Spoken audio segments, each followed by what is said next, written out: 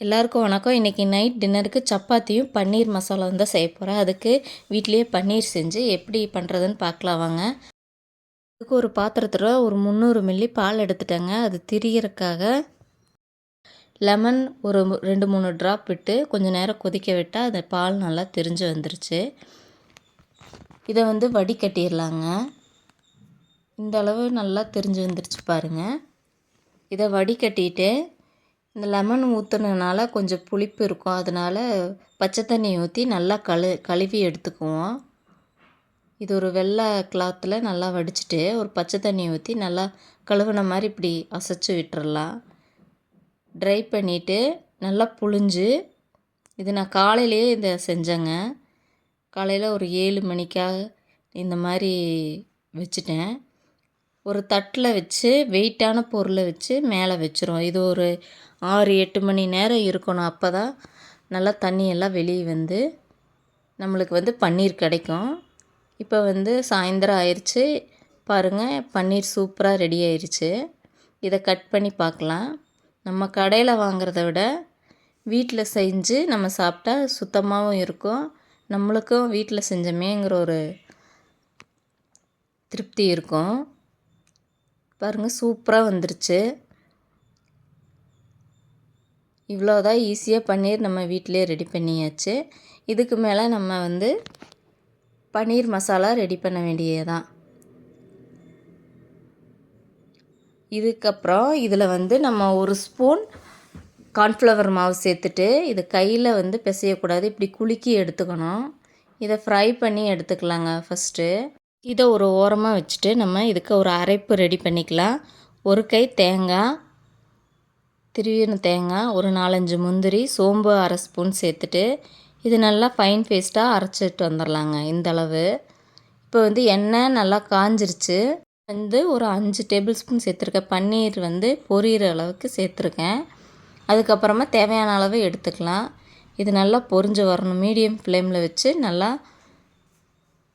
பொரியிற அளவுக்கு நம்ம வதக்கி விட்டுறலாம். இது கலர் மாதிரி வரும். இந்த அளவு பொரிஞ்சு வந்தது தனியாக எடுத்து வச்சிடலாங்க. இப்போ இது பன்னீர் மசாலா ரெடி பண்ணிக்கலாம். ஒரு பிரிஞ்சி இலை, ஏலக்காய் 1, 2 கிராம்பு, பட்டை, அன்னாசி மொக்கு இதெல்லாம் சேர்த்துட்டு 2 கை வெங்காயத்தை பொடியாக நறுக்கின வெங்காயத்தை சேர்த்து நல்லா வதக்கி விட்டுறலாம்.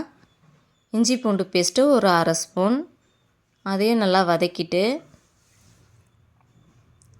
இப்போ மசாலா சேர்த்துக்கலாம். தனியாத்தூள் 2 ஸ்பூன்,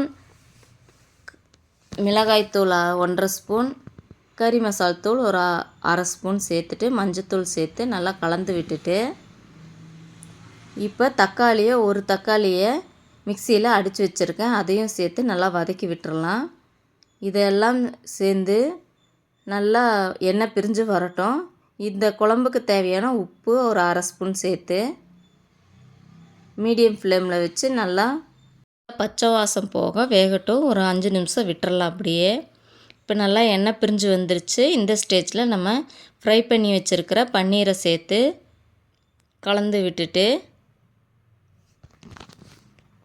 நம்ம அரைச்சி வச்ச தேங்காய் விழுதையும் இதில் சேர்த்து தேவையான அளவு தண்ணி ஊற்றி கொதிக்க விட்டுறலாங்க.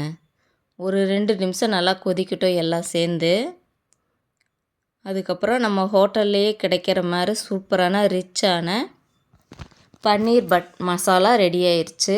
இது கூட பட்டர் சேர்த்திங்கன்னா பன்னீர் பட்டர் மசாலாவாக ஆயிரும். நான் இன்றைக்கி பட்டர் சேர்க்காமல் ப்ளைனாக தான் வச்சுருக்கேன். இதுவே அவ்வளோ சூப்பராக ரிச்சாக இருந்ததுங்க. ஏன்னா ஏலக்காய் இதெல்லாம் சேர்த்ததுனால அருமையாக இருந்தது.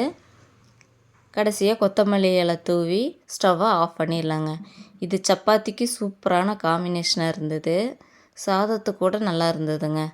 இதை நீங்களும் ஒரு முறை ட்ரை பண்ணி பாருங்கள். ட்ரை பண்ணி பார்த்துட்டு கமெண்ட்டில் எப்படி இருக்குதுன்னு சொல்லுங்கள். அவ்வளோதாங்க, சிம்பிளாக பன்னீர் காலையில் ரெடி பண்ணேன். காலையில் செய்கிற மாதிரினா நைட் இந்த மாதிரி பால் திரிய வச்சு ரெடி பண்ணிக்கோங்க.